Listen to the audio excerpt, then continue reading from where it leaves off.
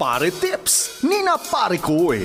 Mga praktikal na aral para sa lalaking gaya mo. Kasama sina Jerry at Benji. Pare Koy. Magandang araw, mga Parikoy at Marikoy! Taginit na! Tiyak na, tatagaktak na naman ang ating pawis. Yun bang kahit na yung iba sa inyo ay may air conditioning unit naman sa bahay? Pero ito ang tanong, sa palagay nyo ba ay nasa kondisyon ang inyong aircon para palamigin ang inyong summer? Maingay ba ang inyong AC o di ka naman ay tahimik ito ngunit hindi masyadong lumalamig? Narito ang ilang air conditioning warning signs at ang mga posibleng causes at fixes para dito mula sa www.houselogic.com. Nabatid namin na hindi panghabang buhay ang aircon. Sa totoo lang, 12 years ang average lifespan niyan. Ngunit, hindi nangangahulugan na dapat nang palitan ang aircon. Kaya narito na ang ilang cheap at easy fixes namin sa inyo. Warning sign number 1. Ayaw ma-turn on ng aircon. Posibleng sanhi nito ay hindi nakaset ng tama ang thermostat o kaya naman hindi nakakaabot sa AC unit ang kuryente. Ang solusyon, i-check kung ang thermostat ay sa cool. Ikalawa, i-check ang circuit breaker baka kasi nag-trip ang fuse.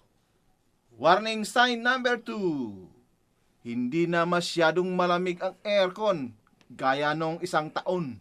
Ang posibleng sanhi nito ay may problema sa airflow.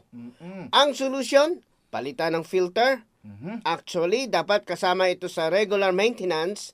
Depende sa kalidad ng filter. Dami ng tao sa bahay, pets, and filter ay dapat napapalitan kada 30 hanggang 90 araw. Check mo din ang outdoor environment ng aircon.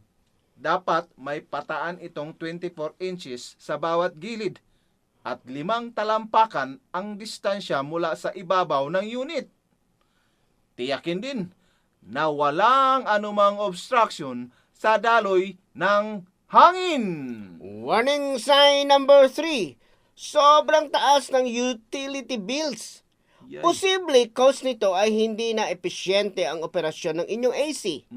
Kapag napalitan na ang filter ngunit sobrang taas pa rin ang bill sa kuryente, maaaring choke condensing coil naman ang problema at kayo din ay macho-choke. Baka puno na ito ng alikabok at iba pang debris. Ang solusyon naman dito ay ipa-service ang aircon para sa tune-up. Wala kayong oxygen. Warning sign number 4. Maingay ang aircon kapag bagong bukas o habang umaandar. Naku, tulilig, di ka makatulog nito. Ang mga posibleng causes ng rattling, buzzing, at ticking ay maluwag na screw. O di kaya naman ay dahil sa sirang blower motor sa indoors o bent fan blade sa outdoors. Ang solusyon, higpitan ng screw, siyempre, at iba pang kumakalampang o kaya ay pahiran ng lubricant. Pag hindi nakuha sa ganitong paraan, baka naman kailangan na ng bagong fan motor o fan blade ng inyong aircon. Warning sign number 5 naman. Biglang namatay ang aircon. Uy. Ang posibleng cause nito ay ang maling placement ng thermostat. Posible ring tutok sa araw o malapit sa mainit na oven o kalan. Ang tanging solusyon para dito na cost-free ay ilipat ang lugar ng aircon.